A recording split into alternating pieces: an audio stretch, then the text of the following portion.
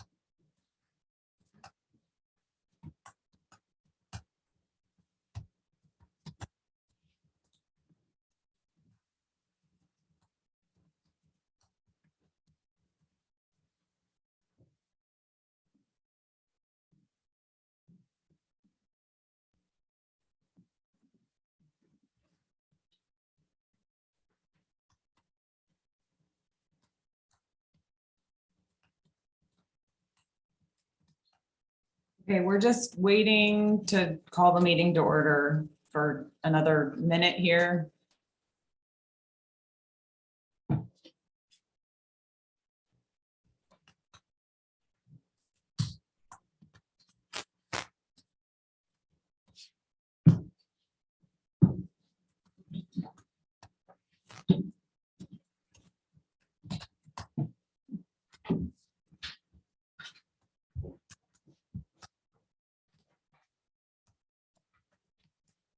Okay. It is 8:02 and I would like to call the May 24th, 2022 Whatcom County Public Utility District regular meeting to order. Welcome, everyone. And the first item on the agenda is the Pledge of Allegiance. So let's all stand and join in the Pledge of Allegiance.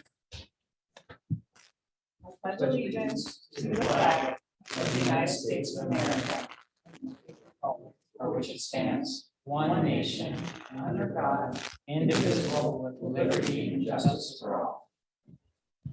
Thank you, everyone, for joining me.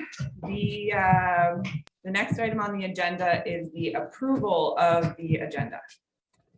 I'll go ahead and make a motion to approve the agenda. Second. There's a motion and a second. All those in favor, please say aye.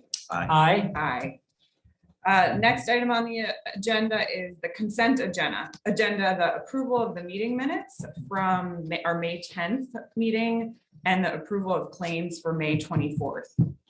I'll make that motion to accept the consent agenda as it reads.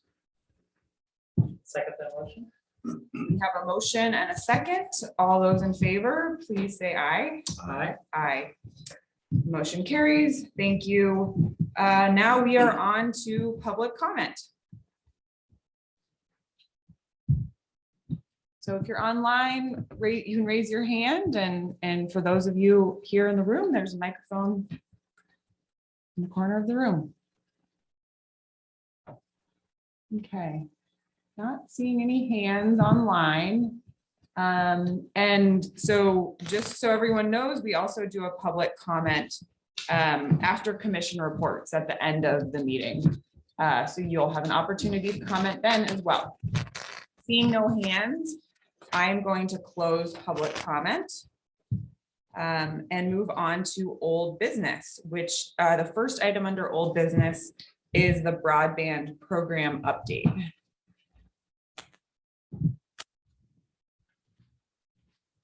Good morning, Morning. Commissioners, Chris.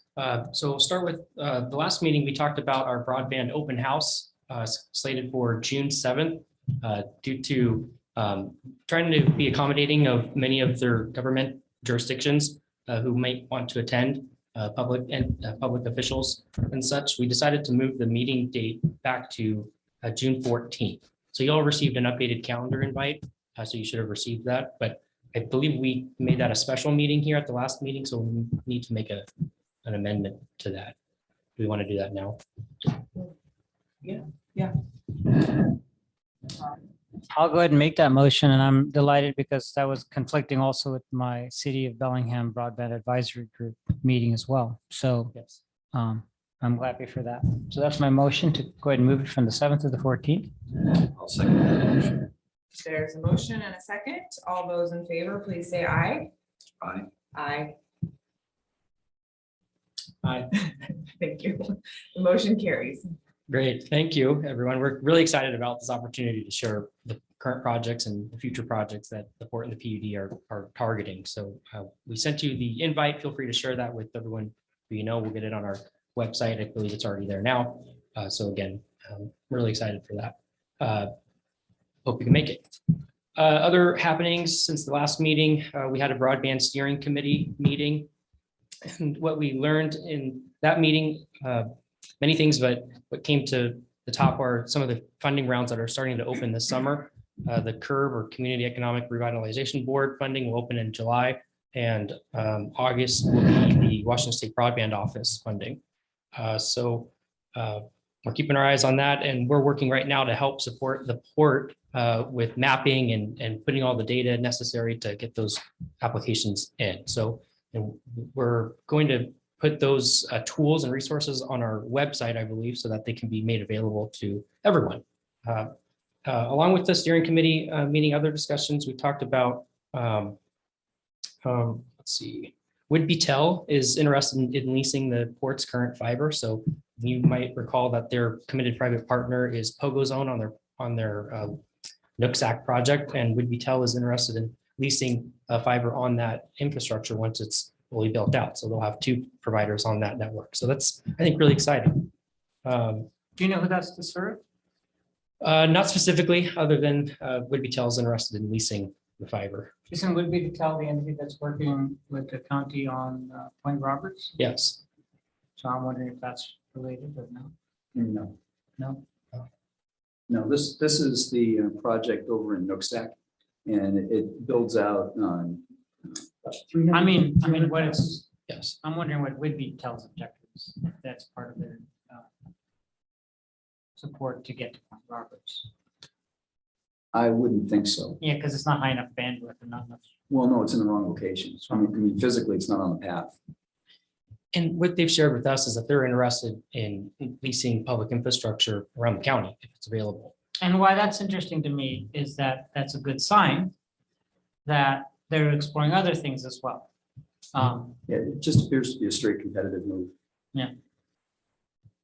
But I mean, they haven't been present in that. Mhm. Yeah, and it's great to see that there's more competition. Yep. Already. Yes. Yeah, so that's, I think, very exciting for everyone involved. On the upcoming grant rounds, we did learn yesterday that the county is supportive of matching dollars for those applications, which some, like the state broadband office, for example, you'll score higher if you have a 20% match. A lot more on that, but overall, what we learned yesterday is that the county is supportive of the Port and the PUD's projects. There's probably a lot more that I missed on the committee meeting, so I know Commissioner Grant, you were in there if you wanted to talk on that, but we also met with Angela Bennick from Kids at PUD.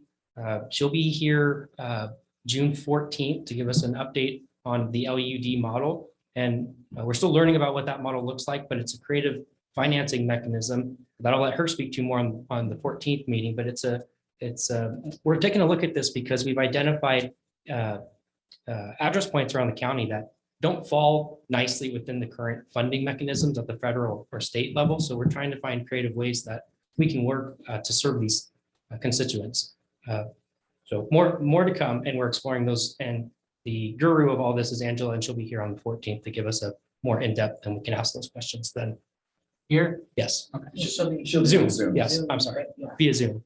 This meeting. regarding the steering team, so I know we made some amendments to our interlocal agreement. So who's attending these days, the steering team? The standard members of the steering team are myself and Rob Fix, Gina Stark, and Andrew Entrican. Mhm. And then we have occasionally some folks that are invited in from Noanet and who's the gal that, Kaylee? Kaylee Galloway. And you're sending, and then anybody? no, they not regularly. This is the only one I've been to in a few months, and I don't know why you all invited me to it, but you couldn't make it that day. It was Well, good to catch up. Yeah, and the suggestion was that the folks who were involved in it early, you and Michael Shepard, it'd be better just to bring folks in quarterly and give you an update on what's going on, just so that there's no drift. Mhm. We're still on course. Thanks. That's my update. I'll hand it over to Chris if I missed anything. Well, I think Andrew understated a couple of things. He put together some wonderful tools that are GIS map-based tools that allow you to drill in and look at specific areas and coverage.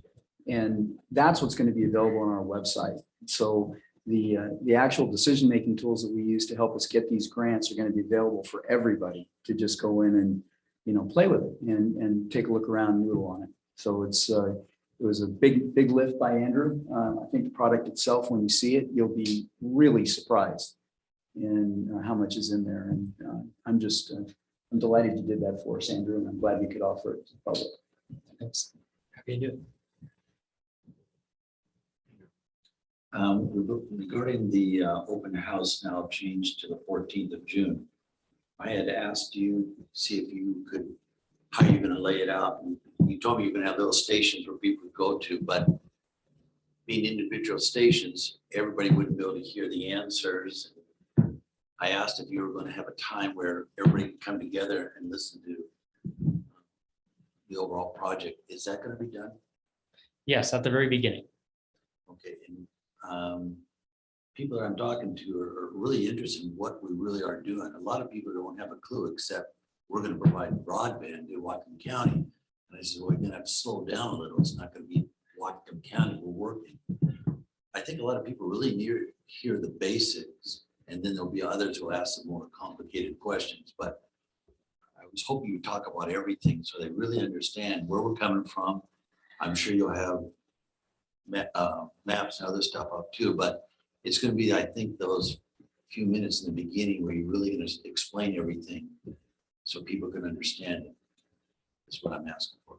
I think that's really important to take a pause, to back up and just say, here's where we started, and explain it in a way that everyone can understand. And if you leave that meeting knowing where we started and why we started doing what we're doing and where we're going, I think that will be a success. If I may, Commissioner, I'd like to echo that same point, and it just occurred to me that if you're a resident of Whatcom County and you know the PD doing something in broadband, you don't know what wires are on the ground. You don't. Chances are you're not happy. I would say chances are you're not happy. There's a few people, one of them in the audience who's very content with connectivity that they have. But a lot of people, okay, there's like a lot of young people who are not happy in this county with their connectivity. And they are going to assume that the PUD is working for them, if you know what I mean. That's a natural thing. That's what I would do. If I was in isolation, I'm assuming the PUD is going to solve whatever problem I have. Right, this last week with connectivity. So it would really be helpful. I want to echo the point to help the public understand how we went through a process of focusing. This, I would call it a lowest hanging fruit approach, recognizing the fact that there's constraints as it relates to funding, but also constraints as it relates to the organizations in the county. That includes the port, the PUD, the county and the city, meaning none of us have a retail data services division. And if we did, we would have taken a very different approach. And that maybe I would be happy to give some of that bad news if that would be helpful. But I think it's better to say that, quote unquote, we're going after low hanging fruit, not necessarily your problem, upfront, and to be honest about it, rather than have people discover, oh, why aren't they taking care of my needs? Because most people's needs are not going to be addressed directly by the PUD and the port's activities.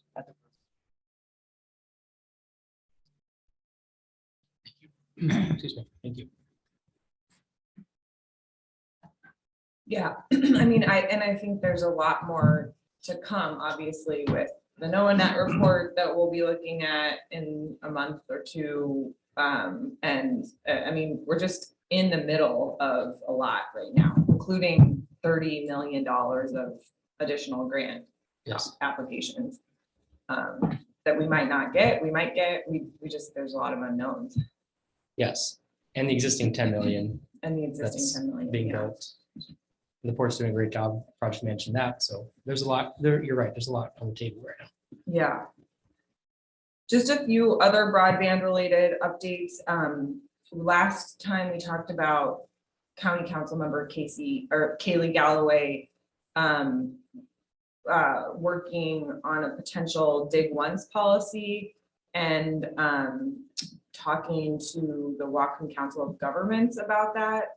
And so I think that Kaylee and I will be meeting with Bob Wilson on, it's looking like June 1st, just to talk about that. And some of the preliminary work that she's done looking into models. So Chris or Andrew, if either of you want to join that meeting, once we finalize that meeting date, I can invite one or both of you. I'd certainly like to attend. Okay. And then we also, you know, Kaylee Galloway and in that meeting, the kind of update on what's going on with the steering committee meeting, we talked a little bit about, well, really Kaylee brought up wanting to do some Whatcom County outreach to the the new state broadband office director, and getting some sort of a meeting on the calendar with him and representatives of the port, the PUD, and the county, just to, since he's new, kind of let him know what our strategy is, and talk to him about some of our hopes and challenges with kind of current grants and things like that. So I said I didn't need to be in that meeting, but I know Andrew, it sounds like you kind of were going to take the lead. Can you make it the 14th? Can he make it? Oh, Yeah. that's a good question. That's a good, maybe we should invite him for it. That's a great idea. It might be a safe way to get him into, we can close the gates on the highway, and it's a good way to get him in the county and have some good engagement. Yeah, we thought either that or we could invite him to Point Roberts. But that was a joke. Yeah. Yeah, I think that That's a really good idea. And maybe a group of us could meet with him beforehand or. Yeah, I mean, he really, I'm gonna be honest, he should be doing a road tour. Yeah. We shouldn't be having to reach out to him. We should be going all over the state saying, hey, we didn't have a leader for the last year. Yeah, And I recognize that, I'm sorry, world, on behalf of the Department of Commerce, and I am now going to go on the road and talk to all the people that we've been doing business with and that we want to do business with in the state, all the PUDs for sure, and many others. yeah. And I just think he needs to be engaged. I think we talked about the idea of him inviting him to Whatcom County. I think that's a perfect opportunity.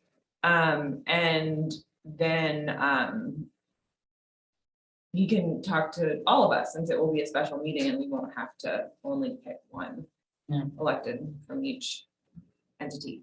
So Andrew, are you okay following up on that? Yes, absolutely. Okay. We'll do. Okay, anything else on broadband? Okay. Yep, I thank you. just want to say I'm involved in of course, the city's broadband advisory group. And they've created an ad hoc subgroup to talk about the Magellan report. And I attended a meeting, which I didn't talk about. But I am attending another meeting this afternoon. I'd like to support as a commission and me putting that on my per diem. But since today is a PUD meeting anyway, it doesn't matter. But I just mentioning that I attended the last meeting. I'm attending this next meeting just to talk about the Magellan study and report. And I think we talked about it briefly last time. If anybody has more questions, they can feel free to ask me, or things that you want me to get clarified. I can make sure to do that.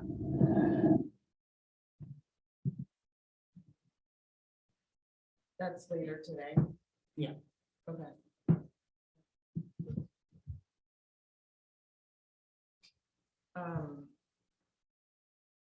Anything else from you, Commissioner Murphy? No. Okay, well, I hearing nothing else, I'm gonna move on to the next item under old business. Andrew, thank you for the update. Yes, thank you, commissioners. Okay, the next item under old business is the WAPUDA policy position discussion, which related to the draft letter from the list of questions that WAPUDA sent to the Energy Committee members on March 30th. And our response, and we sent half the letter last week, but we're going to wait to talk more about the last few questions. And so I will open the floor to my fellow commissioners to share their thoughts. So let me start by saying some important background things. In my understanding, my recollection, this is the first time that Whatcom PUD has been active in a policy position at WAPUDA, certainly on the subject of energy. And if Steve or Brian has any clarifications on that subject from history, I would be glad to hear that. And I am recognizing that. And then I'm also applauding the initiative of Commissioner Grant and our General Manager, Chris Heimgartner, for spending the effort to address an important energy policy subject. We're lucky at Whatcom PUD because we have some background on the subject of energy at the PUD from prior experience. Whatcom PUD itself, in many ways, you could refer to it as a very limited participant in the energy space. We have one customer. And we are part of it. And when we talk about WAPUDA, it's not Whatcom. It's the entire state. Well, not the entire state, about half the state. And if we talk about energy, maybe it's a third of the state. if we adopt Snohomish PUD, maybe it's a third of the state. Although Snohomish PUD is not part of Wapuda. But anyway, recognizing all of that, we are a relatively small player in the energy landscape of Wapuda. And there's many things that go around in my head. I have always learned in any group that my voice has value, even when people tell me it doesn't. But at the same time, I also recognize that other people's voice have value too. And that's why I'm making this introductory comment. I think it's definitely appropriate for us to state what's real for us and what we value. But we should be careful. And I think we're dangerously crossing, or maybe close to crossing a line of telling other people what's good for them. PUDs have a long history of and customary practice around the aspect of recognizing our status as a special purpose district. We are not city government. We are not county government with broad historical practices and powers around speaking on behalf of its people. We're not state representatives. We are keepers of infrastructure historically. When it comes to energy, water, and now broadband, that is the prevailing culture. So what does a prevailing culture of being a keeper of infrastructure mean? To me, it means that we tend to conservative. And so, and I don't think there's anything wrong with that. So I deeply believe in doing things to mitigate carbon and improving our community's resilience. By the way, that's a change in my language. I didn't used to use the word resilience, now I do. And the reason I do is because I believe climate change is now inevitable. And what we need to do at Whatcom County is to pull together as a community across political lines but all lines, and strengthen our community. And the way to do that is to be careful about policy action that leaves people disenfranchised. Sometimes those people are disenfranchised for economic reasons, sometimes are other reasons. So with all of that as a background, I am at the same time fully embracing the idea of beneficial electrification. That's why I was very supportive of the idea of sending the letter. I have still since had regrets about that letter, not because of the intent and not because of the primary points, it was because of the way it was presented. And it's one particular phrase that I wish was not in that letter. And that phrase was on the wrong side of history. That is too much speaking on behalf of other people in my liking. It's not to my liking for that reason. I regret that phrase. And so I have worked in the last 2 weeks behind the scenes. I'm having off the record communications with a commissioner or two and staff to try to make sure that the intent of that letter is understood. But I am now looking at this next component, which has to do with natural gas, which has to do with fuel switching. And again, I completely embrace the intent and the understanding that we're trying to convey. But I'm not trying to be the proponent on this issue, because I'm not the one who wrote the other original language. Christine and Chris did. But I want to provide a beneficial assist as relating to the game of basketball. And the way you provide an assist is you read the room, you understand what's going on, and you try to support the completion of the goal. And the goal is to get this message across to Wapuda. And I think it's an important message. And I think there's support in Wapuda for this kind of an effort. I think Commissioner Grant mentioned in the previous commission meeting how there appears to be a consensus around the idea that constantly just opposing efforts for electrification, opposing efforts for substitution of natural gas with electricity are not a good idea. And I agree with that. But I just think I want to put a little bit more careful words around that. And but first I want to understand the mind of the other commissioners on this subject. So that's the kind of the main opening point about the Okeson decision. I do believe that the Attorney General did make a determination, but the determinations have been wrong before. And it's not the Attorney General we're trying to convince. It's not the state we're trying to convince. It's Clark PUD, which has substantially more weight in history at Wapuda, certainly over the last several years, and Chelan PUD. And to just single them out is also not fair, because that doesn't respect all the other PUDs and where they stand. But I would say there's no clear idea to me, although there's a group of PUDs that support more of a middle path. I would say that there's not any idea. I have no idea whether there's actually the support to make significant changes in these positions. So that's where I want to start.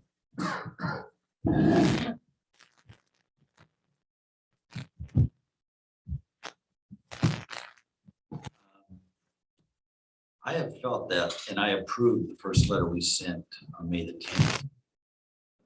Georgia, Wapuda. I supported that, but I did not support the whole letter. So I was happy we broke it down because I thought we sent a clear message to Wapuda about our concerns. The second letter is hopefully I don't think we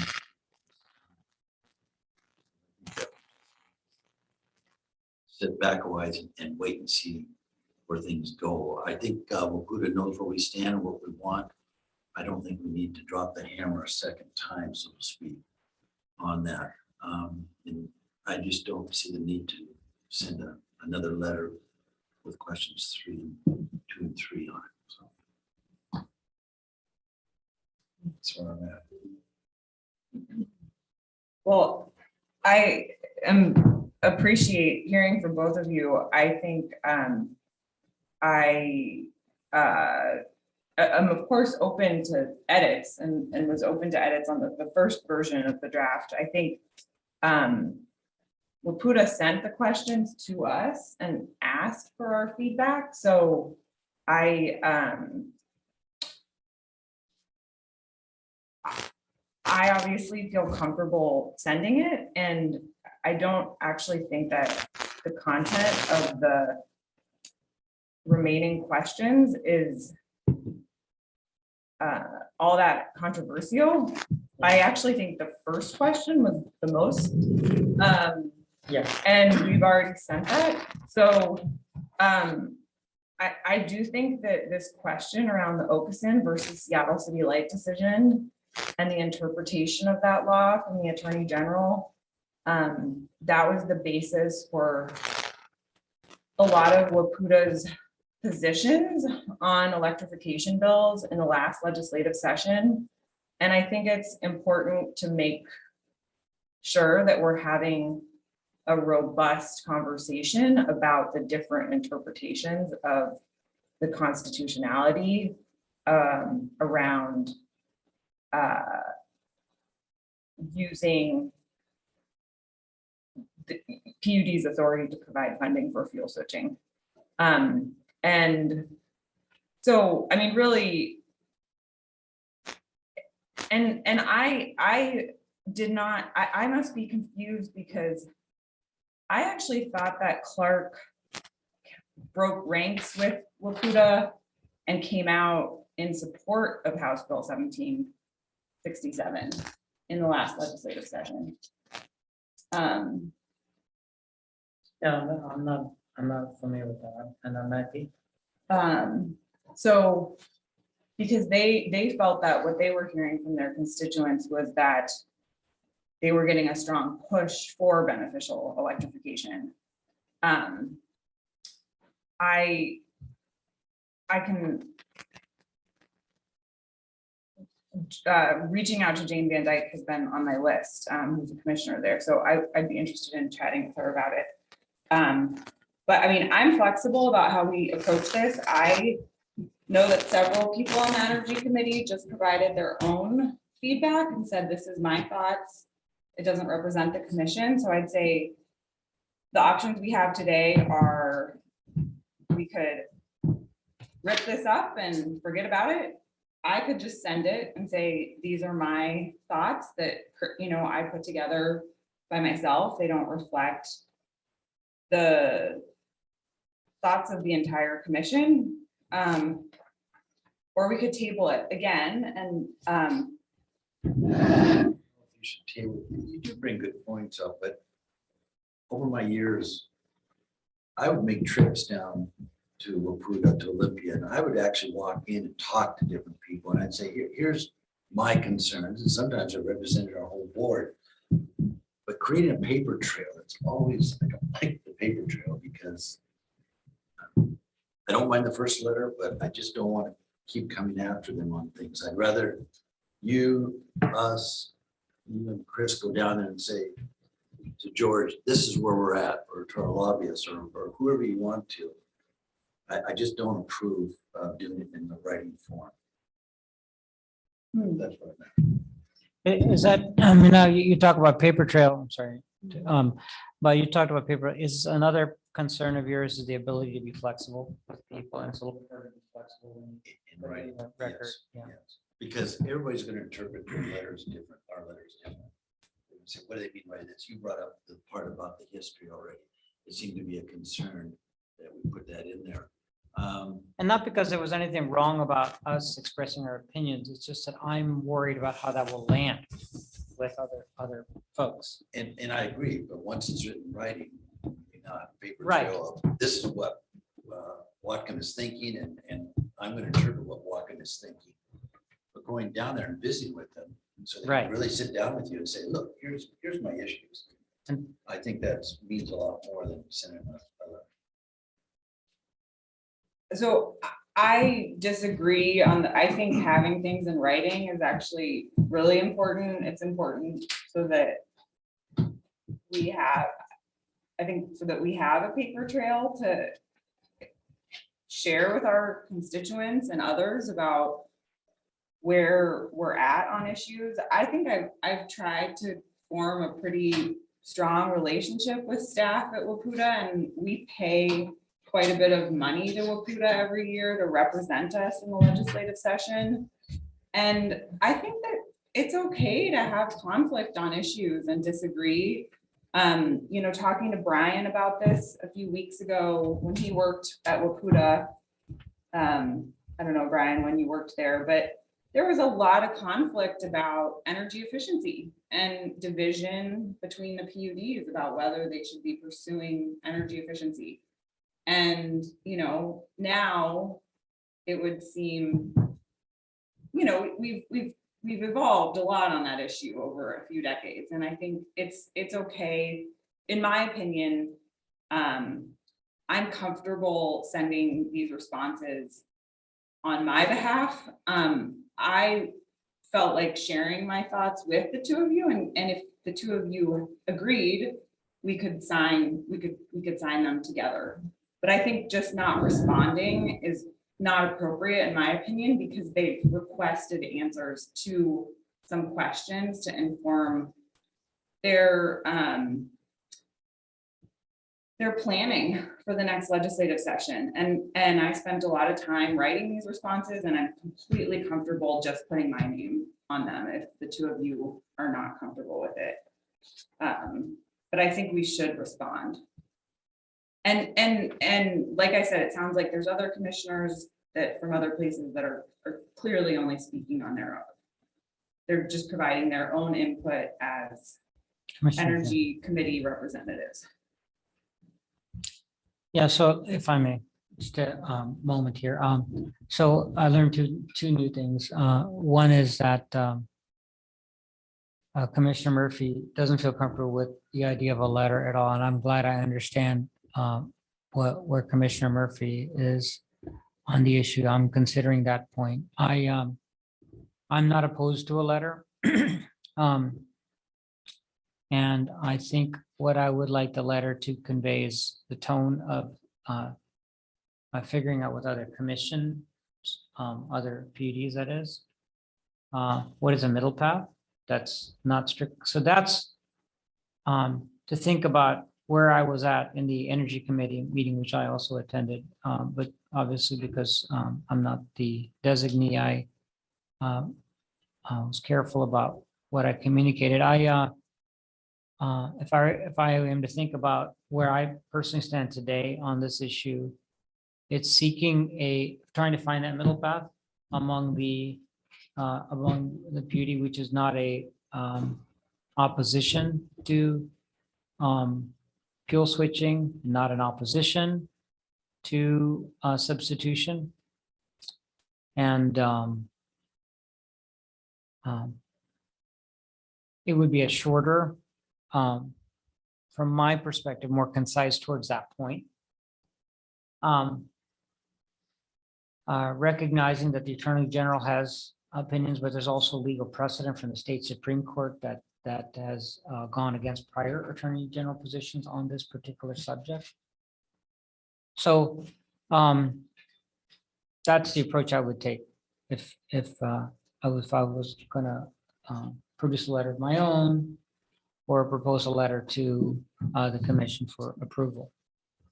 But given the fact that Commissioner Murphy may not be open to a letter, I'm also recognizing the fact that on a policy issue, I don't think I'd be hesitant to send a policy letter to WPUDA if it wasn't with unanimous support. I think we were very careful, if I'm correct, Commissioner Murphy, on a previous letter that we sent. I think you were commissioner at that time too, in support of the broadband legislation. We wanted to make sure it was unanimous. And I think I would like to propose a new customary practice for the PUD, and that is that when we want to make non-Whatcom PUD related initiatives on state policy, I think we should try to stick to the rule of unanimous support for it. So at least that's what I'm thinking. Which has not been the practice. so Well, far. we've had no practice. Mhm. We haven't even weighed in on, Steve, correct me. Calling your name a second time. Or Ann or anybody, please correct me if I'm not aware of it, but I don't think we've been involved in state level policy on many things in the past. Is that a correct assertion? We're very involved in some of the fire hydrant, fire service surcharges Mhm. legislation. But we have at various times in the water law. Yeah, water law, yeah, like a good example would be Crown. That would be an example. Yeah, okay, so that would be probably one really good example from That the and past. fire, and there've been other. Thank you. There were a lot of things that, we did come together as a board and address. But my comment was not to say no to you. My comment is to encourage you. I'm not comfortable with the letter, but I'm comfortable with saying that you, with Zoom, I like going in person. I'm not much of a Zoom fan. But or you and Chris go down, because I used to go down all the time. I mean,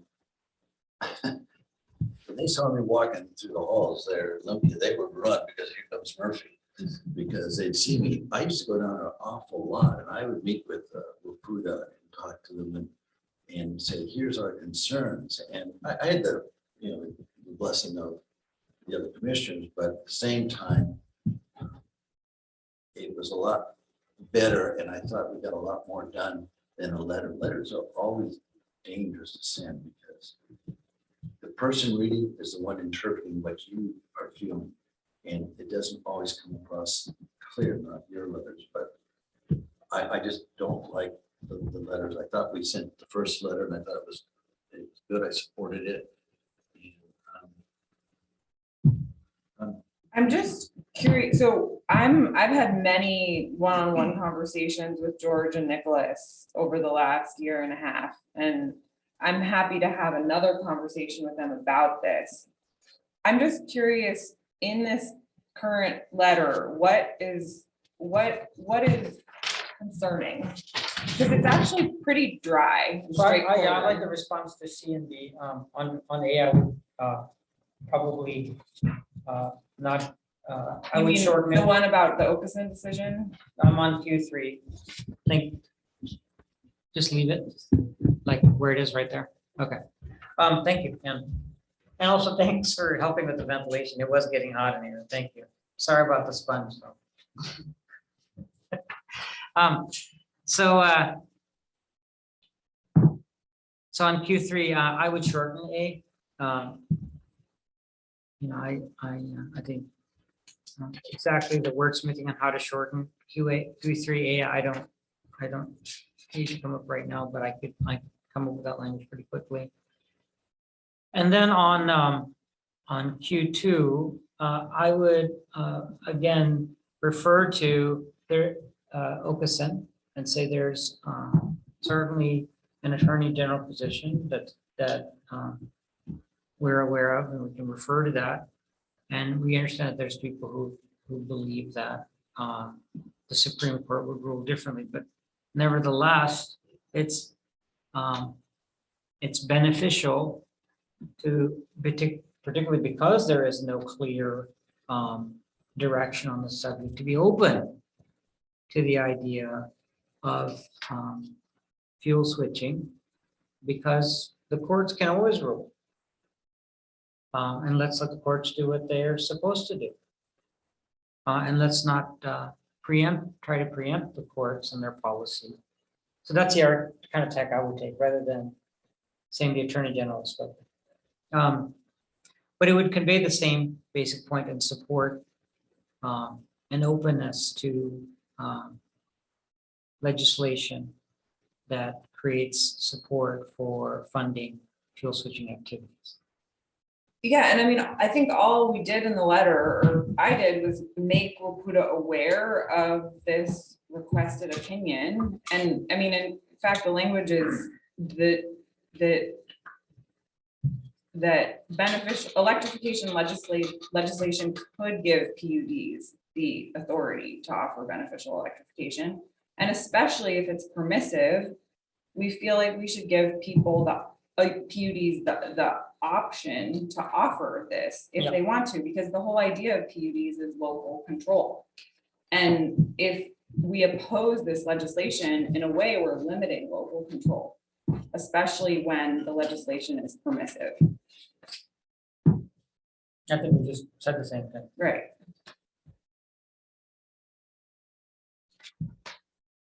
I offer one other.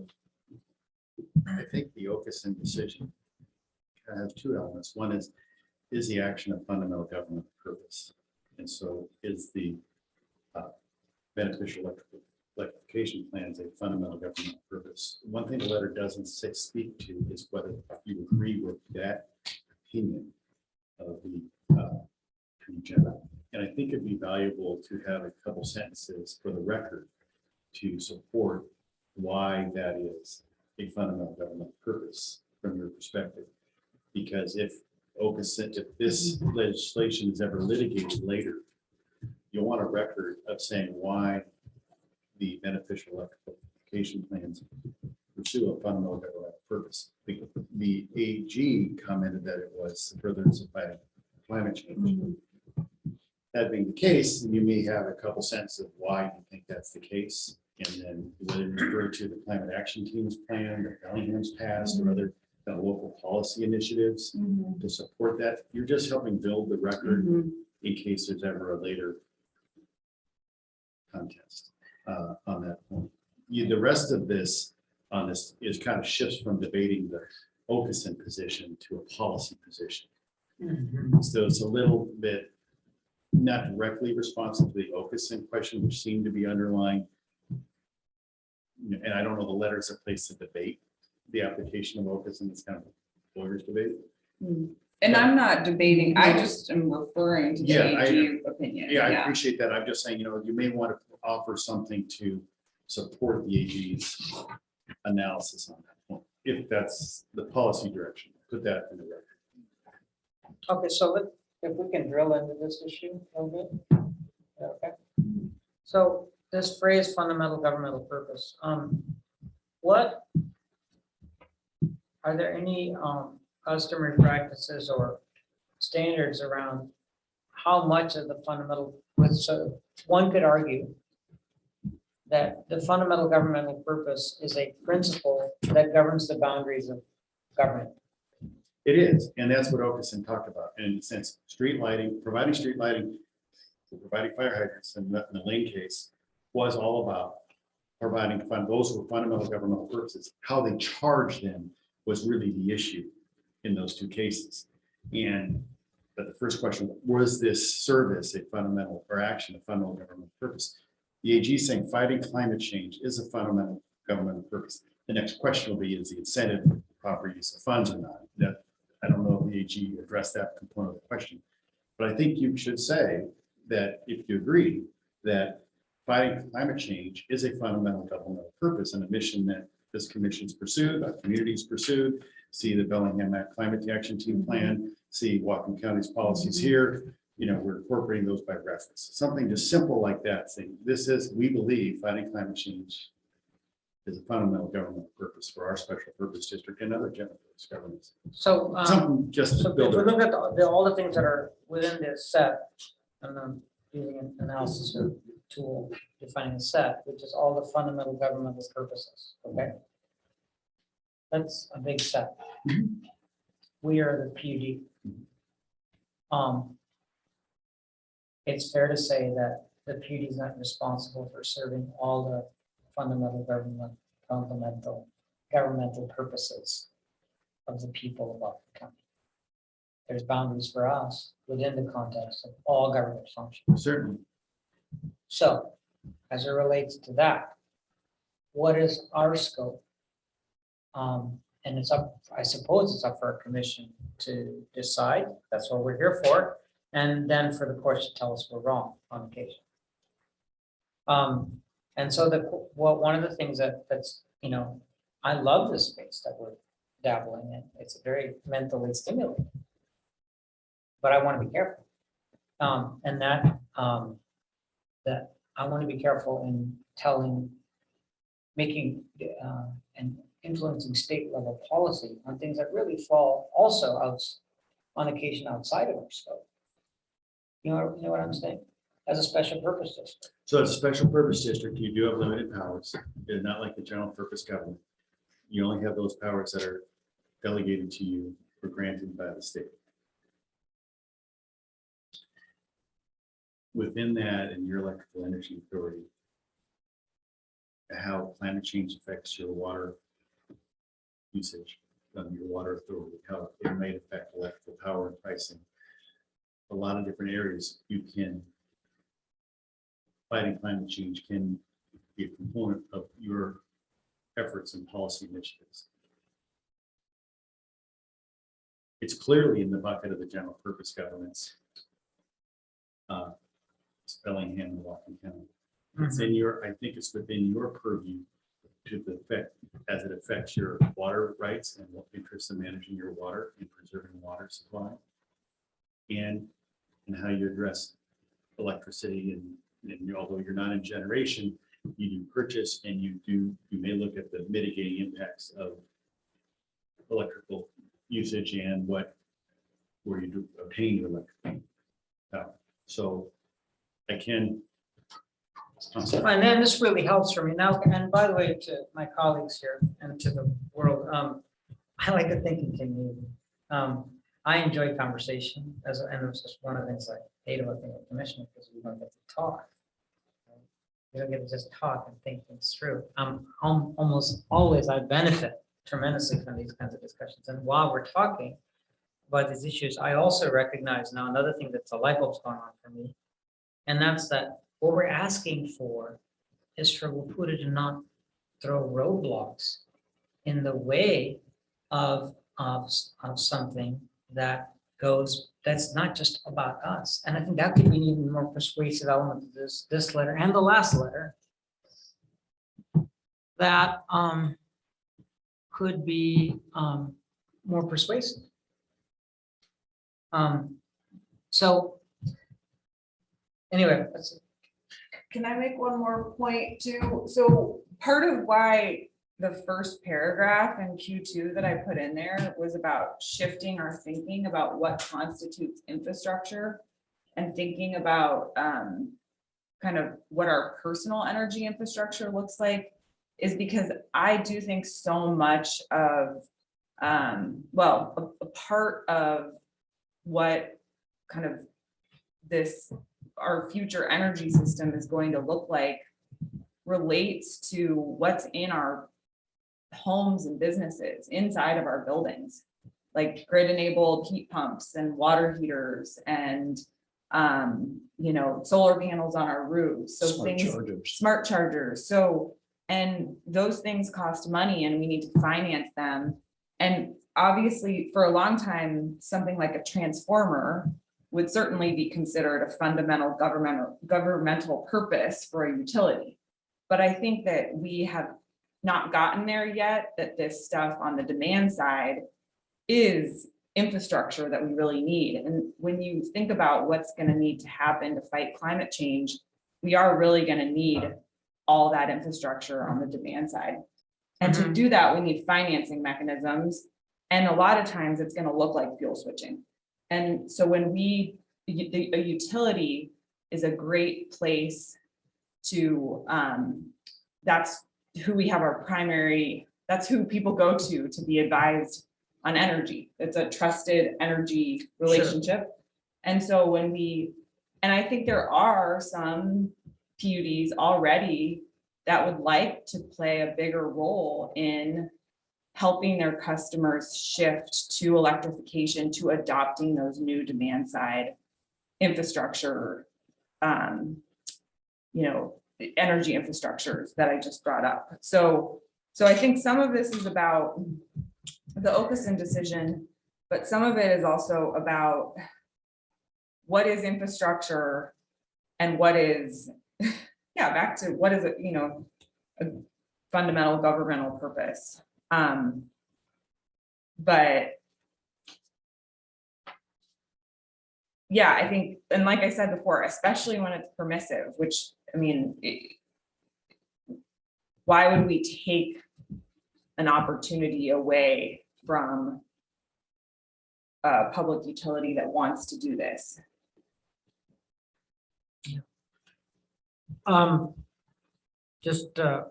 appreciate the discussion very much. I'm now thinking about what I'd like to suggest, that I'd like to have a couple of days to attempt to, at least from my perspective, based on this discussion now and the comments from everyone, make some revisions to this draft.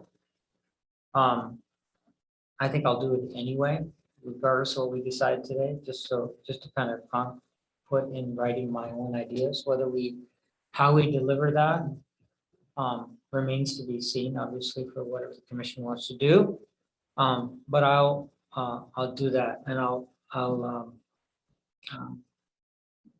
can send that back out to you, Chris, to the group by Friday. So that's something I'd like to do, and I have to say, I've really enjoyed this discussion, and I'm sure it'll inform future policy efforts and discussions for the commission. Okay, that's great.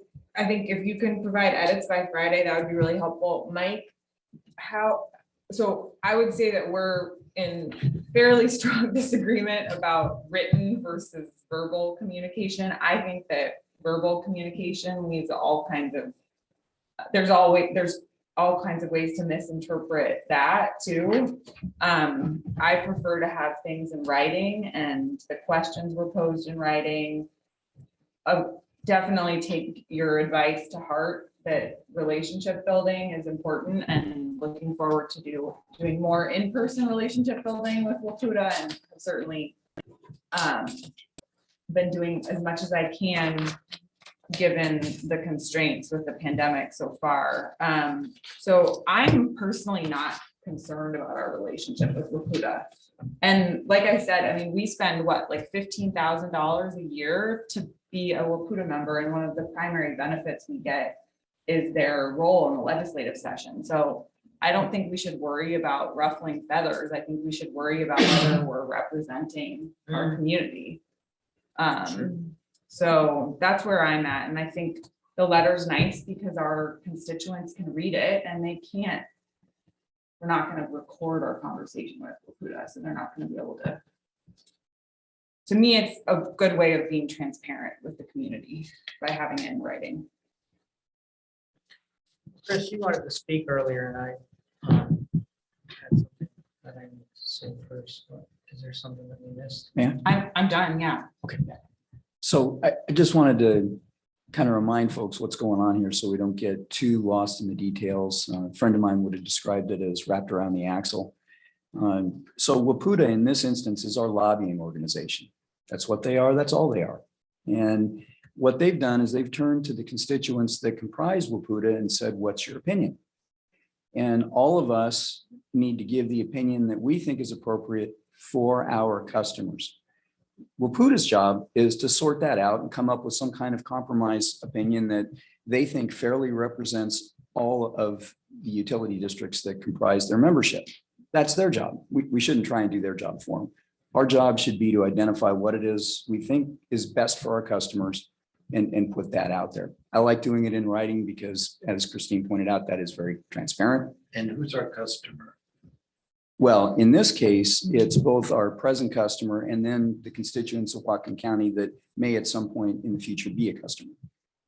So we are determining what they want, because I haven't heard any feedback from our customers saying that they support this letter and everything it says on these questions.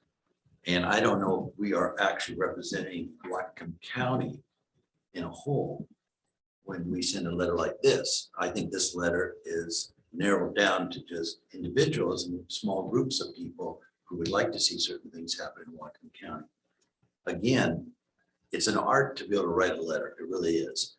And even the words that I read in this letter that I did approve, agree with, has a lot of strong words in it. I mean, you know, even the word no is a real strong, you don't just walk up to someone and say no, because right away you've lost all kinds of relationships with them. You don't point a finger at somebody and, you know, wave your hand at it, because that sends another message. There's things that we should do and not do. And these letters are actually waving a finger in someone's face saying, this is the way Whatcom thinks, and we feel this is the best for Whatcom County. And I do not believe that we are representing all of Whatcom County when we support these questions. I did agree to the first letter. I thought it was enough. We can talk to them from then on, but the second letter, I think, just dives in just a little bit deeper. And I just don't see even the need for it, especially at this time. Encourage you to go talk to them, Zoom, go down there, whatever. I think that's the best way to make a good relationship, is to actually sit down with someone. And I agree with all two, is it's better to be together talking about, instead of us all writing letters to each other or whatever, or on Zoom. The relationship that we build when we get together is way more important than a letter of sending to somebody. We cannot build a relationship through a letter, but we can if we go and personally talk to them. So before, can I finish? So good points, Commissioner. Some really good points you bring up there. Where I was going with all of this was the legislative session is going to start up fairly soon. And our lobbyist needs to take our position, ours, the PUDs, not just this PUD, but all PUDs, to the legislature. And they've got a very tight time window. For us to say nothing at this point is fine. Never said that, but okay, go ahead. I said, go Well, down and talk to them. You know, fair enough. But if we've got an opinion, it's also okay to set out the basis for that opinion and give it to them. And I think the Attorney General opinion, having read it or read the excerpts from it, I use different words than you do, John. So there's general fund activities and then there are rate fund activities. And what the Okeson ruling said was that, all rate fund activities could be general fund activities, but not all general fund activities can be rate funded activities. And the AG's opinion in this case was that conservation, fuel switching were general fund activities and rate funded activities. And that's literally what it said. And yes, it can be challenged, but it's not going to be us that's going to be challenged at that. It's going to be the law itself will be taken to court. So I think it's okay if you've got an opinion and say, yeah, this is why we think that's the case. And kind of there's your support, and people can look at that and say, okay, or ignore it. And that's their choice. But in any case, PUD is going to go ahead and they're going to move on with this fairly soon. I also feel like as a member of the committee, I owe them a response. They asked questions of the committee members in March. And I am, as I said before, I am completely fine saying we are not, and I think I could have responded and not brought my responses to the commission. We don't have a policy on how we approach that. And I'm sure both of you have had issues related to water that we could have brought back to the whole commission. So I was sort of wanting to,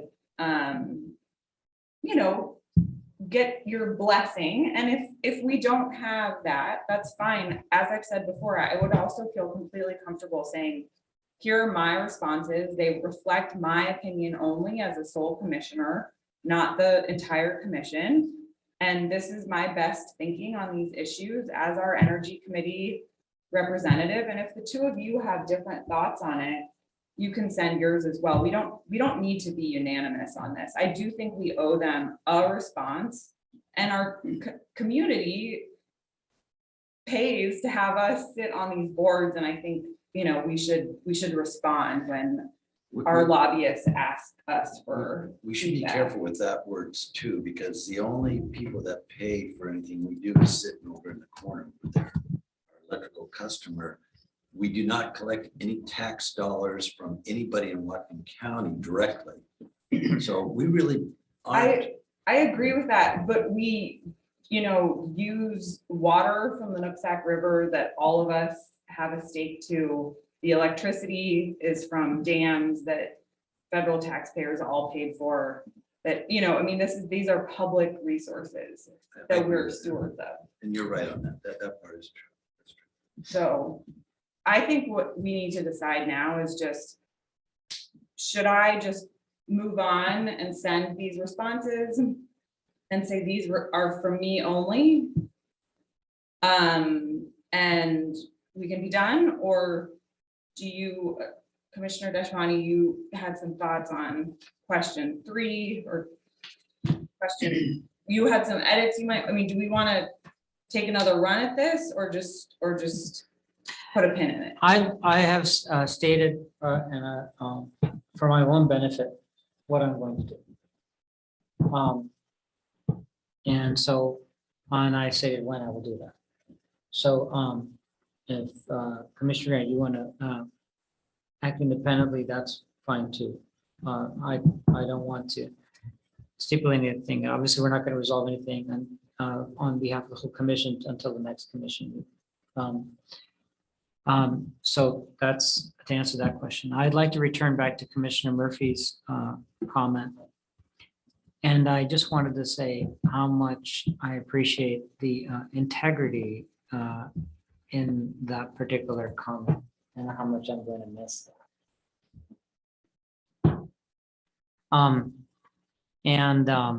I won't send you any letters. You don't send me letters, but we can always talk and meet. That's true. You guys will be able to talk all the time. That's right. Hey, maybe that's a good. Yeah, and when we got involved on Crown, which predated me,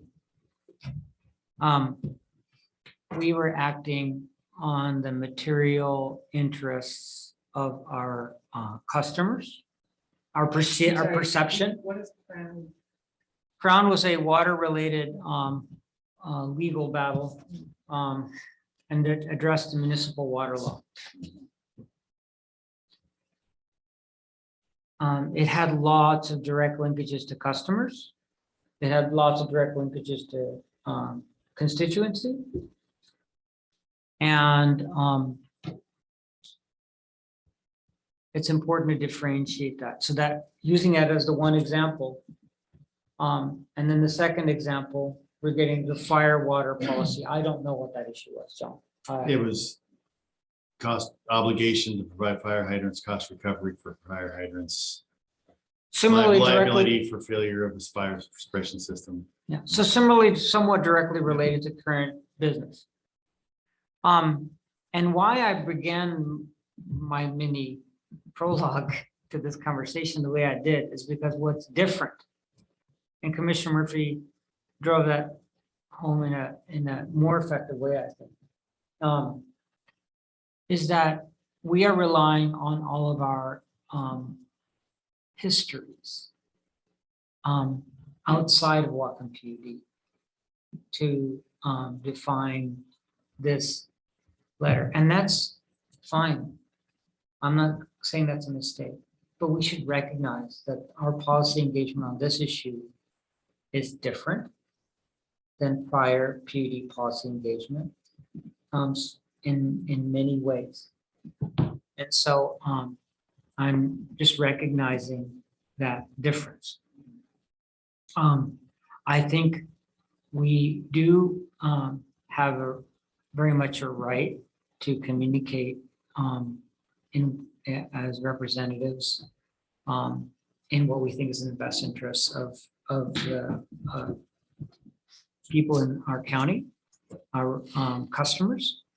But it's a little different when they're not directly involved. And it's not like we've had direct involvement with the constituents of this county that is at the same level as, for example, it was on the municipal water law related issues. So I just want to differentiate that. And again, I said what I'm going to do.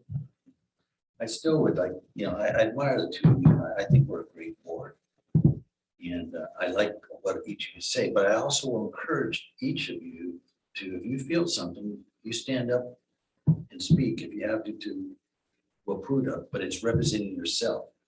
You can't go down and say, I represent the PUD of Whatcom, but you can say, George, I feel this way, and this is what concerns me, and he'll listen to you, because I've had that experience. And you can talk to our lobbyists, and they too will understand, and they will carry your message. But I don't want to ever tell neither of you, don't share your feelings, share them. And when there's times that we all come together and agree on something, and I think it's even that much better. And if we do it in a letter, okay, but normally. Well, it sounds like we are not in agreement on this letter, which is great. It's good. It's why we have 3 different people on this board. And so if I may suggest a path forward so we can move on in the agenda. To me, what feels like the appropriate thing to do at this point is for me to send my responses and make it very clear that this group represents my opinion only, my analysis of these topics. And Atul, it sounds like you have a slightly different interpretation of them, and you can send yours separately to George. I will take your advice to heart, Mike, and definitely make sure that I continue building that relationship with Laputa staff. But I think we should we sent the first letter. I think I should send this as myself, as an individual commissioner, and we should move on. Does that seem okay to both of you? I honestly rather if you wait to see what I produce. But if you feel like it's urgent to do so. I mean, I think I still don't completely understand what the timetable is for them putting their strategic plan together and what's happening but I think if you would like me to wait another 2 weeks, I will. I don't think you need to wait 2 weeks. Okay. You know, I mean, next week. they'll have But then. So would we Commissioner send the letter- Dashmani is going to send the edits to me and I can redistribute them to everybody. You guys can have a look at it. Mhm. And if you think that you need to modify your letter and incorporate some of those edits, great. If not, you know, I think what you're saying is go and do what you need to do. So John? would you send a separate letter and I send a separate letter, or would you say then that the two of us would send a letter, but it wouldn't represent the whole commission? Or I'm just so that I understand what the pathway forward is with those edits. Well, what I said in my prologue was that my goal was to try to perform an assist. And I don't think I would be a constructive assist on you getting your thoughts out if I sent a second letter that was slightly different. Let me suggest it come back at the next commission meeting, so we don't get to the issue of serial meeting and communications on a topic outside of the public forum with edits coming to one person and revising. It starts getting gray and murky there. The other thing in my mind is next week is the PUD attorney meeting. And Liz Anderson from the PUD is going to give a legislative update. I can ask her where they're at 1767 and can leave the next session. I can- Not those that, but Yeah, yeah. I know, but the next version, and what's happened, you know, are they going to resuscitate it Mhm. or what do they see happening? And I might have some information for you. We might put this on the next agenda. At the same time, John, you have the right to communicate with us. So if you go to this meeting, want to send. I can send out an update from the meeting on, you know, And we don't Thursday, have to Friday. wait 2 weeks. No, but then Thursday, Friday next week here. 3 business days from the next commission. So We also have a packed agenda on the 14th. And so I think we should be kind of careful about how much more time we spend on this. I mean, I think it's important, but you know, we've been on this, we've So- spent quite a bit of time on it, and I think Yeah. we should try to put a pin in it in some way. So- And not spend more than 10 minutes on it at our next meeting if we do Yeah. bring it up. I would suggest then, if Sewell has edits, Commissioner Desmani has edits, send those to Chris. Chris can work his comments into the letter, and then Chris and Christine can work on a final version for her. It won't be. I mean, I can have it done sooner. I could have it done tomorrow. It won't have, That it would won't be be a commission action letter, but it'll just incorporate Yeah. any of Commissioner Desmani thoughts into your letter. Will it say that? Or would you say They this just is from speak from Christine? Commissioner Grant because they're. Because we can't You're have not two acting- commissioners joining together in a letter. Right. Why don't you send me your thoughts and I will Send Chris the gratefully thoughts. accept your assist and hopefully we can. Yeah. get- I will also remind the commission that there is one issue I brought to the table, to the commission, a policy issue that I feel very deeply about. And I think I'm trying to make clear that it's not one that I plan to let go of as long as I'm a commissioner. And that's the importance of resilience Mhm. in the way we approach things. I want to see this not just at the PUD. I want to see this at every place that I have any pull. I want to communicate to our local government that we have to think about more than just mitigating climate change. We have to strengthen our natural systems and we have to strengthen our human-built systems. That has everything to do with what the PUD does. It has everything to do with what the city does. It has everything to do with what the county does and the port too. And we're not, it's not part of our thinking yet. And I want to be tireless. And that's why I don't need it to be a resolution. I don't need it to be necessarily, I want it to be in everything we do. Not just a one meeting that I talked about it. I want it to show up in everything we do because this is what's going to make our community, because it's all about making our community stronger. So Commissioner, the appropriate way to introduce that into kind of the backbone, if you will, of the utility district is to bring it through the strategic plan, which we are doing. Right. And then it flows from there through everything. So, you know, I heard the message loud and clear. Thank you. And on the 14th, you'll see more. Okay, I think we should move on in the agenda. I completely, and I appreciate that comment, Atul, and I'm excited to talk more about it in the strategic plan. It sounds like we have a plan to go forward with this policy, energy policy position for Wakuda. And thank you for the really great conversation to both of my fellow commissioners. Is everyone okay moving on? Okay. The next topic is the Washington State Public Works Board RFI discussion. Is that Brian or you, Commissioner Deschma, or Chris? Well, I think the Public Works Board simply made a request. They wanted to know what was in our way of installing new infrastructure, if I can kind of boil down what their request was. Brian put together a very cogent description of, it was focused on electric infrastructure. The water infrastructure issues would be different and unfortunately even longer term.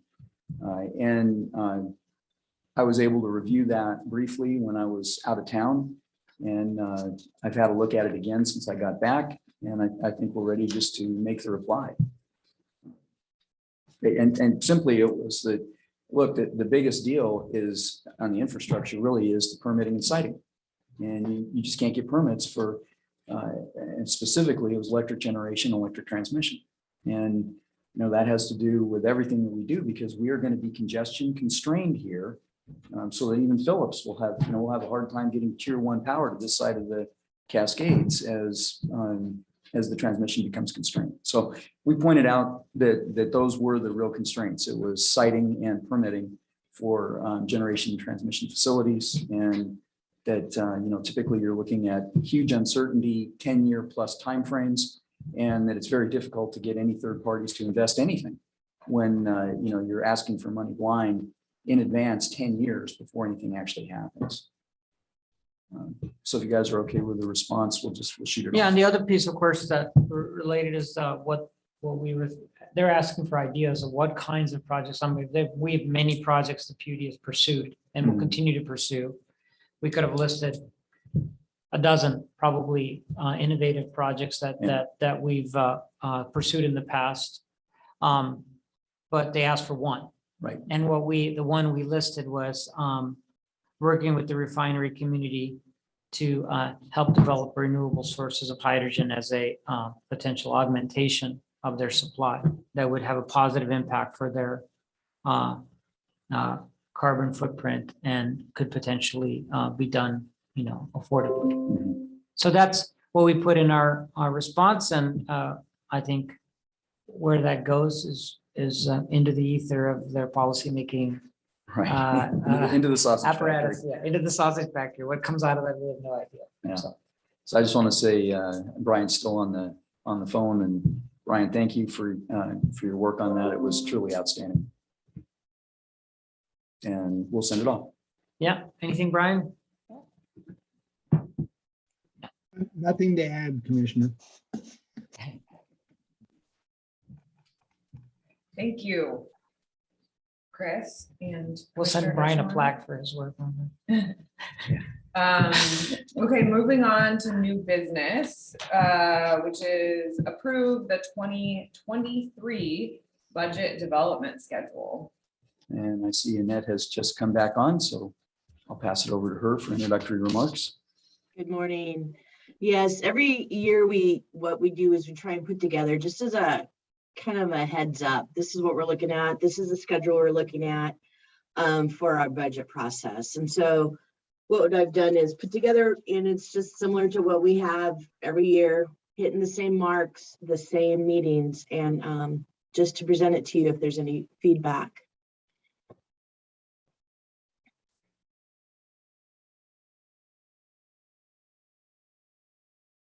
Is there any questions that I can answer? I don't have any feedback. I just, well, I guess I do have one thing is that for me, it's always helpful to get the budget documents as early as possible so that I can review them because it takes a while for me to digest Yeah, and dozens of pages of numbers. but recognize the earlier we get them to you, the more preliminary they are. So Right. we'll have revisions right up till the end. Okay, okay. I mean, just with that caveat, that, you know, I think the only time it's been hard was when they're posted the night before. So I think even just 48 hours is great. All right, yeah.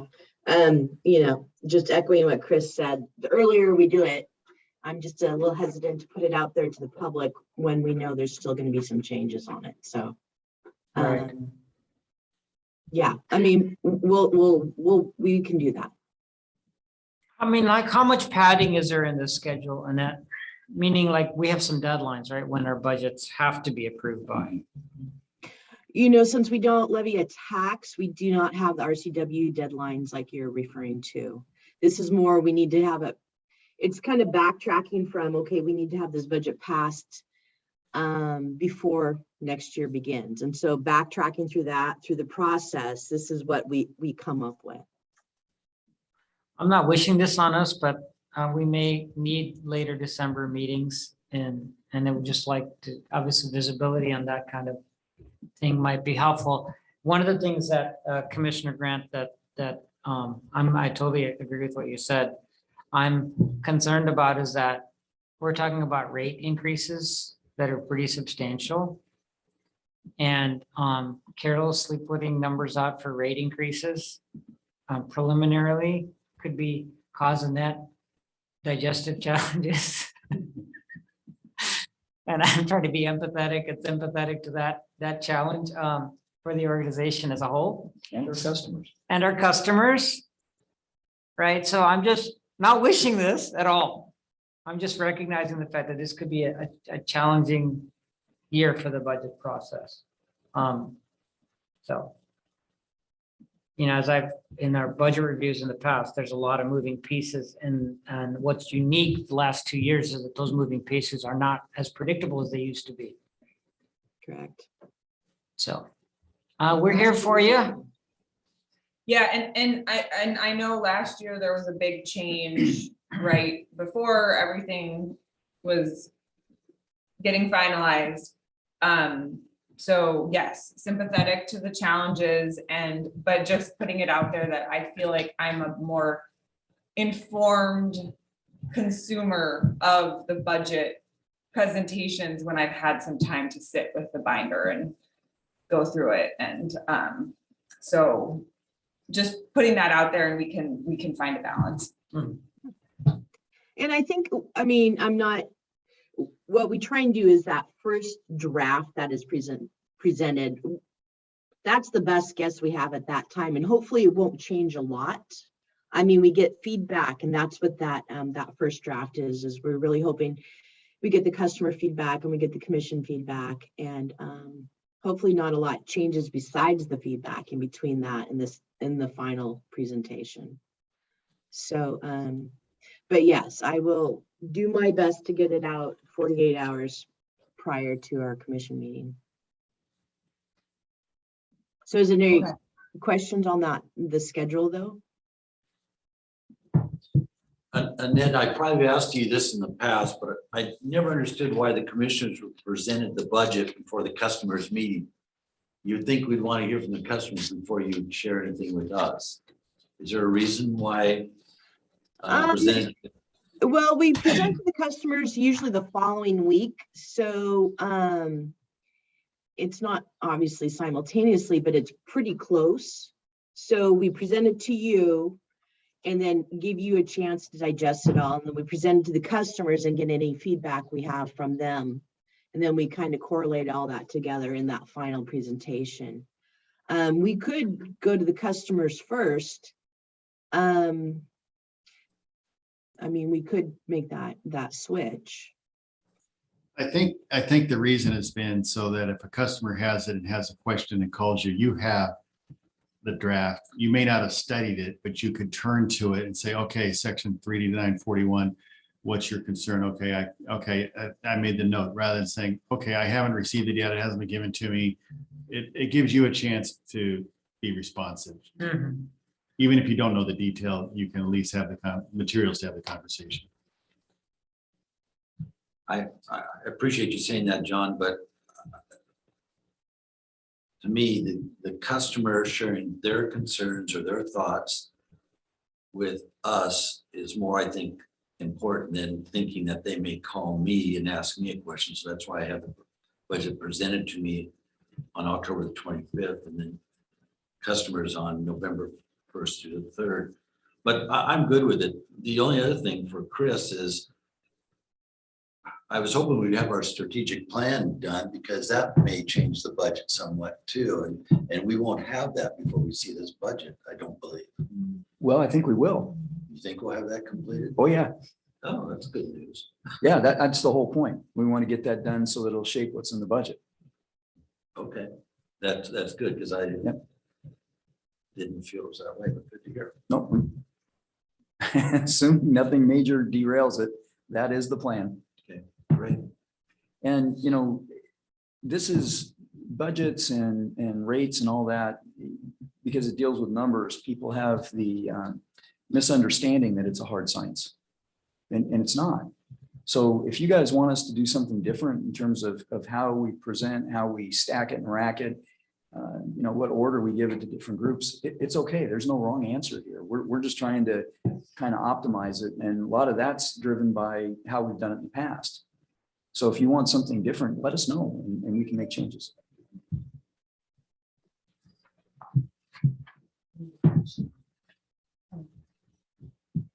Thank you, man.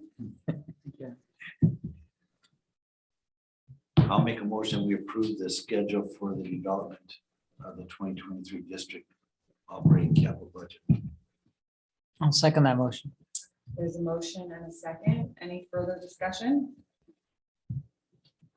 All those in favor, please say aye. Aye. Aye. The motion carries. Thank you, Annette, Thank you. Chris. And then we're moving on to general manager report. Well, I am going to make a very, very short report. I spent most of the last month out of town. Where were you? I was in a very fun place, not the happiest place on earth perhaps, but it was sunny, warm, white beaches, palm trees, that kind of stuff. So it was wonderful. I told you we need to get some story about your trip. I've got stories. So at the end, Jody and I decided we were going to go on this bike path, and we rented bikes, and it's probably been 30 years since I was on a bicycle, literally. And we were going around one corner and I fell, and I'm still recovering from it. So it bled everywhere. It was a real mess. And we were back at this shelter, and it was raining, and I had a towel, and I was kind of cleaning everything off, and it was, you know, and it was all superficial. This is not, it was no problem.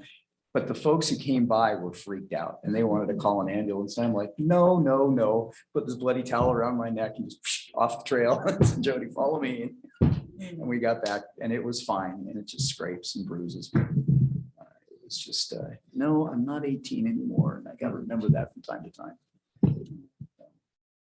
And the smiles are smiles of empathy. No, I wasn't laughing at you at all. Oh, no. I no. just wanted to make sure you understand. So it was a wonderful vacation, even with that. It was just, it was really good. So when I got back, one of the things that I did, and what I want to have for my report, was the city of Bellingham had asked me to make a presentation to staff on the future of the electric industry. And I made that presentation to you guys early on.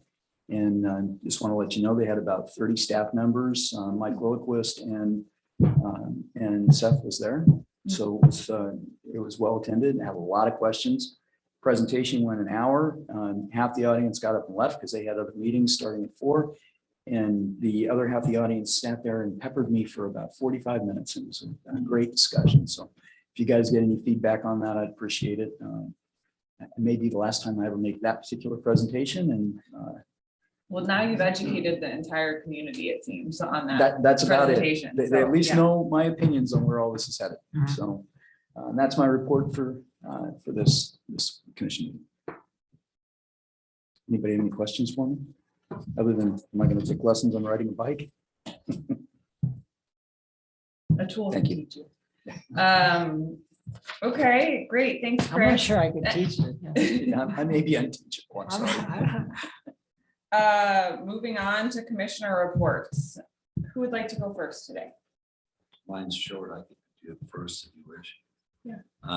One thing is I want to bring to the board that that on May the 25th, at the Northwest Fairgrounds Farm Pavilion, there's a Sullivan Waters, Whatcom Water Crisis. Chris, I believe you're going to that. I am. I don't know the other commissioners. I would I'm like to, fine with it. I would like to attend that too. So I know it's different, so I'm asking. So I'd like to go to that. And I believe Steve Joke's also planning on being there. Oh, Yeah. So that, the other thing is I've been talking to different people from farming and everything else about water issues and concerns and drought, and they're all wanting to throw me off their property because most of the corn is underwater for their seeds, so nobody wants to talk about water right now. So, but I'm out there just still talking about water, probably always will. That was So, yeah, there's I mentioned the community meeting tomorrow. I'm also going in the evening to that public event. I wanted to express for the first time, and it'll come many times, my appreciation for Commissioner Murphy, that I learned that you're not planning on running for PUD commission for for another term. It came up in the conversation. I'm certainly going to miss your insight, and I'm going to do my best to extract all the insight I can get while you're commissioner, and hopefully continue to selfishly extract all the insight I can get from you. I can give you 5 minutes. Hopefully there's more than 5 minutes there, but no, appreciate it. Thank you. A deep appreciation for and respect for the voice you've given on many times issues that I didn't have an appreciation of until you raised it. And I thought, well, that's a really good point, Mike. And I hope that somehow or another I start to have an inner Mike that will convey those same points. So thank you for what you demonstrated today. That's all I wanted to say. Yeah, I mentioned most of what I've been up to with broadband, and I'm really grateful for Angela Bennick, the general manager of Kitsap PUD, for taking time out of what must be a really busy schedule to come to our next commission meeting. And she took an hour with us to kind of prep us on what that model is all about. So I'm really eager for our PUD to look more into that LUD model and ask good questions on the 14th.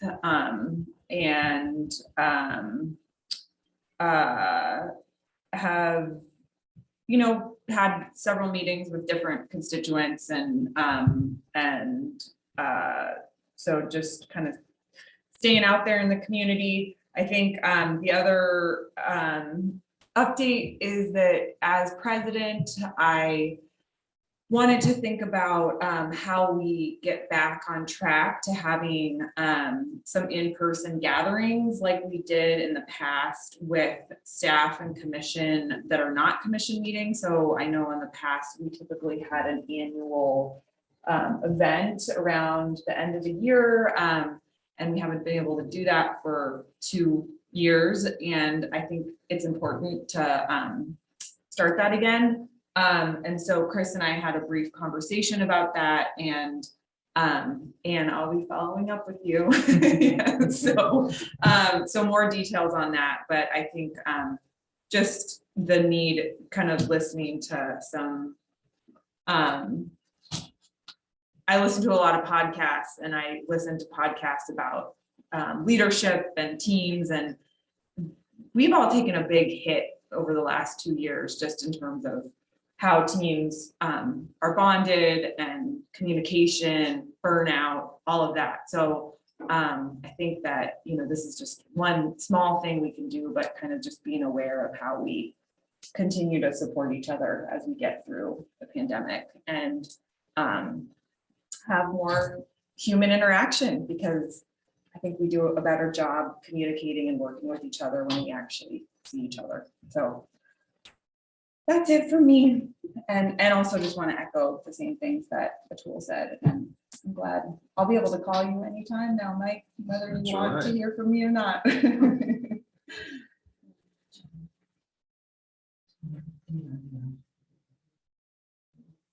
Oh, I'm sorry. Yeah, our public records request is totaled right around $12,000 now. So that was the it's the second installment. So more to follow. This is the John Humphreys request. Thank you. Anything else, fellow commissioners? Okay, so we will move on to our second public comment period. And for those of you online, just raise your hand and we'll get you unmuted. And for those of you in the room, the mic is right over there. We always love to hear from you.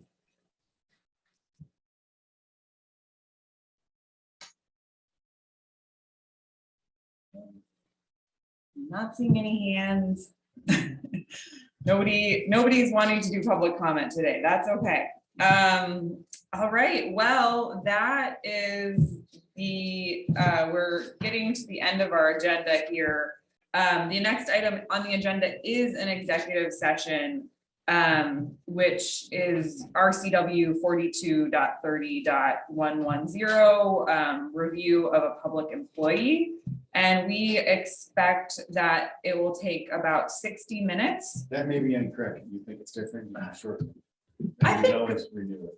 We tend to be a talkative commission, so I think let's go with 60 minutes for now.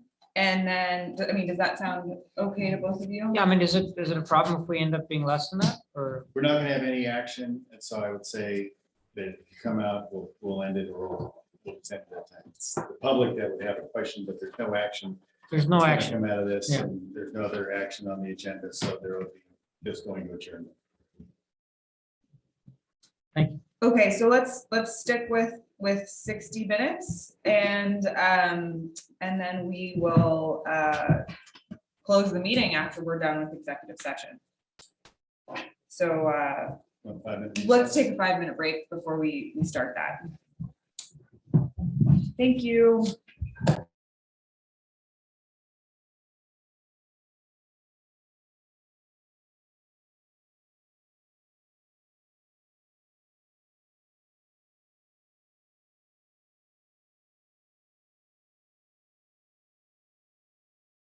And I'll tell you, there's some advantages and disadvantages to everything. I found decision-making processes better with the commission rewards than 5%. It's more likely you guys to share with each other and what you're hearing on. It's really Speak through to each other. every infrastructure has its pluses and minuses. Or possibly. Right. And my observation was working with the special purpose district commissioners and the council, especially, can be more truly policy types. Commissions tend to be more, a little bit more analytical. Just by nature of the special purpose district, limited focus. More discussions on it. Detail strategies, some tactics, implement strategy, which you don't see it. We're done. Yeah, we're done.